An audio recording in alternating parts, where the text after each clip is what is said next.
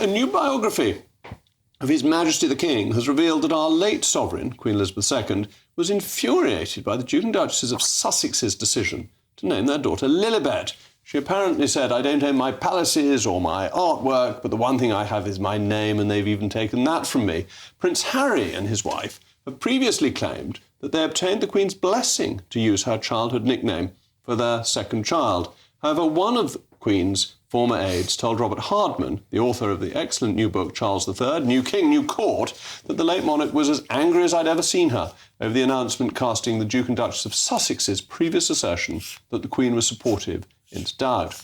This latest royal row reminds me of when their Royal Highnesses, as they once were given an award for taking the, quote, enlightened decision to only to have, we can't have split infinitives, 2 children, which means I should get 3 awards for having 6 children. 3 times 2, we're doing our maths here live on GB News.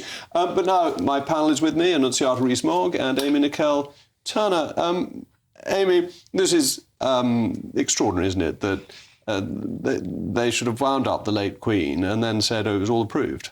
Well, I'm just frustrated with this story coming out because this child's about 3 or 4 years old now, yet it's the front page of the Daily Mail newspaper today. So my question is, what are they trying to distract from? Could it be another royal? Could it be a royal who the Queen paid £12 million on behalf of? Could it be to cover up the Prince Andrew news, which I think is the real royal news at the moment?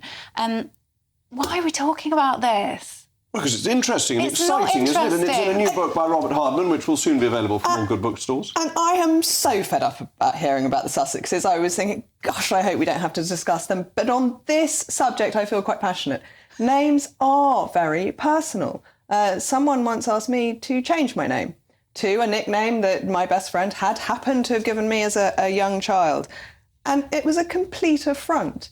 That my name is part of my identity. It does belong to me. It is unusual. The Queen's Lilibet was unusual, and that was part of her identity. And taking that from her without her full, wholehearted blessing really is an affront to the Queen. The Queen, as usual, is right. If I must engage, then I've got to say, the Queen always had the chance to question the names of royals as they were born into the family. And interestingly, it's alleged that Princess Beatrice was actually called the name Annabelle, and then they took it to the Queen disapproved it. So I really don't think, without the Queen's blessing, this child would have been called the name. Caused if the poor Queen had dared to say no to them. I think people said yes to them far too often in their lives. It's a lovely thing, them using a family name. I'm quite intrigued by this question of the Queen being as angry as anyone had ever seen her. As Her Majesty, her late Majesty, seemed to have complete and perfect self-control, as any lady should. Do you think that was that she's simply raised one eyebrow and that was an indication of absolute fury? I just think of all the things in that family that the Queen could be furious about,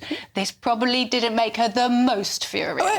I think sometimes that the really big things make you desperately sad, and it's the little things that really do make you most annoyed. And I can imagine the wonderful Queen having the most stony stare imaginable that would make people quake in their shoes, and possibly a raised eyebrow. But I don't think she ever needed to shout. I doubt Did you know the Queen's grandfather named a horse after her, Lilibet, a racehorse? Well, he was the king. And she was fine with that. Yes, of course, Everyone he was the fine king. with that. And so I her think they'll father. see this as a compliment, which it is. But if you're the king, you're allowed to name things after what you like, because you're the king. That's the great point of having a monarchy. Like your own children. I have to say, for someone that didn't want to talk about this, I certainly have. You've had this is such a pleasure to have you on, because you've got strong opinions. Anyway, the Prime Minister's got another headache. He needs to take aspirin. As another poll, yes, there's been another poll.